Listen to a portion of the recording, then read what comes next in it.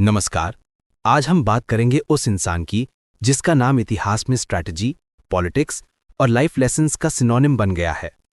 एक बार की बात है, एक छोटा सा लड़का था जिसके पैरों में कुश नाम की घास चुभ गई।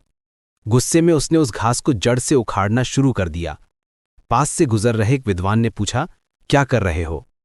लड़का बोला, इसने मुझे कष्ट पहुंचाया है, इसे जीने का हक नहीं, इसे नष्ट करना ही पुण्य है।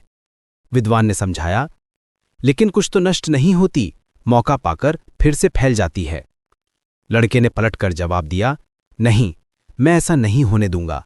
इसकी दोबारा होने की सभी पॉसिबिलिटीज को जलाकर राख कर दूंगा। मैं दुश्मन को जड़ से मिटाने में विश्वास करता हूं। उस लड़के ने घास को खोद खोद कर उसकी जड़ों में मट्ठा डालकर बची कुची छोटी छोटी जड़ों को भी जला दिया था। ये आत्मविश्वास और इतनी स्ट्रांग विल पावर देखकर उस विद्वान ने उस बालक में छिपी पॉसिबिलिटीज को पहचान लिया था। यही बालक, जो लगभग 2000 साल से भी पहले पैदा हुआ, बड़ा होकर चाणक्य बना। उसका असली नाम था विष्णुगुप्त। वो चाणक्य का पुत्र होने के नाते चाणक्य कहलाया।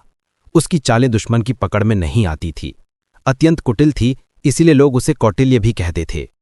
वो दिखने में जितना कठोर था, उतना ही सहृदय भी था। पॉलिटिक्स के शतरंज पर टेढ़ी मेढ़ी चालें चलने वाला खिलाड़ी होने पर भी वो एक सच्चा महात्मा था। उसके लिए सुख, वैभव या कोई पोस्ट इंपॉर्टेंट नहीं थी, इंपॉर्टेंट था देश का अखंड गौरव। अखंड भारत के उस सपने को साकार करने के लिए वो ना कहीं रुका, ना कहीं झुका। चाणक्य ने खुद कहा था, मैं लोगों की भलाई की इच्छा से उन गूढ़ रहस्यों का वर्णन कर रहा हूं जिन्हें जान लेने मात्र से मनुष्य सर्वज्ञ हो जाता है, यानी उसके लिए और कुछ जानना शेष नहीं रह जाता। तो आइए उन्हीं रहस्यों की दुनिया में चलते हैं। चाणक्य नीति चैप्टर 1। पहले अध्याय की शुरुआत होती है एक बहुत ही प्रैक्टिकल लेकिन आमतौर पर इग्नोर की जाने वाली सलाह से। आचार्य कहते हैं, मन से सोचे हुए काम को जबान से जाहिर नहीं करना चाहिए, लेकिन मन ही मन उसकी रक्षा करनी चाहिए और चुप रहते हुए उस सोची हुई बात को काम में बदलना चाहिए। सोचने वाली बात है, हम अक्सर अपने प्लान्स के बारे में इतना बोलते हैं कि उन पर काम करने की एनर्जी ही खत्म हो जाती है। चाणक्य कहते हैं, साइलेंस में काम करो, अपने प्लान को प्रोटेक्ट करो, उसे पब्लिक मत करो जब तक वो पूरा ना हो जाए। आगे वो कहते हैं, एक बुद्धिमान इंसान को अपने इंद्रियों को यानी अपने सेंसेस को कंट्रोल में करके समय के हिसाब से अपनी कैपेसिटी को समझकर एक बगुले की तरह अपने काम को पूरा करना चाहिए। बगुले का एग्जाम्पल यहां बहुत इंटरेस्टिंग है। जब एक बगुला पानी में शिकार के लिए खड़ा होता है तो वो बिल्कुल स्टिल, एकदम शांत रहता है। उसका पूरा फोकस सिर्फ अपने टारगेट यानी मछली पर होता है। उसकी सारी इंद्रियां, सारे सेंसेस एक ही काम में लगे होते हैं। इसी तरह एक इंटेलिजेंट पर्सन को अपने गोल को हासिल करते वक्त बगुले की तरह फोकस्ड रहना चाहिए। डिस्ट्रैक्शंस को साइड करके सही वक्त और अपनी स्ट्रेंथ का आंकलन करके काम को अंजाम देना चाहिए। पर जिंदगी में सिर्फ गोल अचीव करना ही सब कुछ नहीं होता, रिश्ते भी होते हैं और उन रिश्तों में छुपे खतरे भी। चाणक्य इस पर भी रोशनी डालते हैं। जो लोग एक दूसरे के भेदों को, सीक्रेट्स को जाहिर करते हैं, वो उसी तरह नष्ट हो जाते हैं जैसे बांबी में फंसकर सांप नष्ट हो जाता है। यानी कि ट्रस्ट तोड़ने का अंजाम बुरा होता है। जो इंसान दो लोगों के बीच की कॉन्फिडेंशियल बातों को तीसरे तक पहुंचाता है, वो अपने लिए ही एक जाल बुन रहा होता है। एक दिन वो उसी जाल में, उसी बांबी में खुद ही फंस जाता है। जिंदगी में इंसान को कई तरह के संकट का सामना करना पड़ता है, फाइनेंशियल, पर्सनल, सोशल। चाणक्य इन सब के लिए एक प्रायोरिटी लिस्ट देते हैं। ये उनकी सबसे मशहूर शिक्षाओं में से एक है। किसी भी मुसीबत या आपातकाल से बचने के लिए पैसे की रक्षा करनी चाहिए। पैसा खर्च करके भी अपनी पत्नियों की रक्षा करनी चाहिए, लेकिन पत्नी और पैसे से भी जरूरी है कि इंसान हमेशा खुद की रक्षा करे। इसकी गहराई को समझिए। प्रायोरिटी नंबर 1 है वेल्थ, क्योंकि वो बुरे वक्त में काम आता है। लेकिन अगर सिचुएशन ऐसी हो कि पैसा और पत्नी यानी फैमिली में से एक को बचाना हो, तो फैमिली को बचाना चाहिए, पैसा खर्च करके भी। पर इन सबसे ऊपर सबसे बड़ी प्रायोरिटी इंसान की अपनी जान, अपना अस्तित्व है। क्योंकि अगर आप ही नहीं रहेंगे तो पैसा और परिवार किस काम का। इसलिए सेल्फ प्रेजर्वेशन सबसे ऊपर है। पर इंसान कहाँ रहे? क्या हर जगह रहने लायक होती है?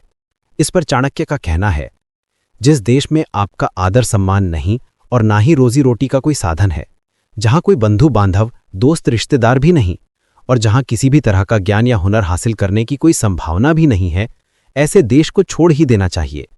ऐसी जगह पर रहना ठीक नहीं। कितनी प्रैक्टिकल बात है। आप वहां क्यों रहेंगे जहां न रिस्पेक्ट है, न ग्रोथ, न कम्युनिटी। चाणक्य कहते हैं, ऐसी जगह आपको ड्रेन कर देगी, उसे छोड़ देना ही बेहतर है। इसी से जुड़ी एक और बात वो कहते हैं, जहां कोई धनवान लोग ना हो, जहां वेद को जानने वाला ब्राह्मण ना हो, जहां राजा ना हो, नदी ना हो और वैद्य ना हो, इन 5 चीजों के बिना किसी स्थान पर एक दिन भी नहीं रहना चाहिए। इसका कॉन्टेक्स्ट समझें। धनवान लोगों से ट्रेड और इकोनॉमी चलती है। वेद को जानने वाला ब्राह्मण उस समय के सोसाइटी में धर्म और नॉलेज का सेंटर था।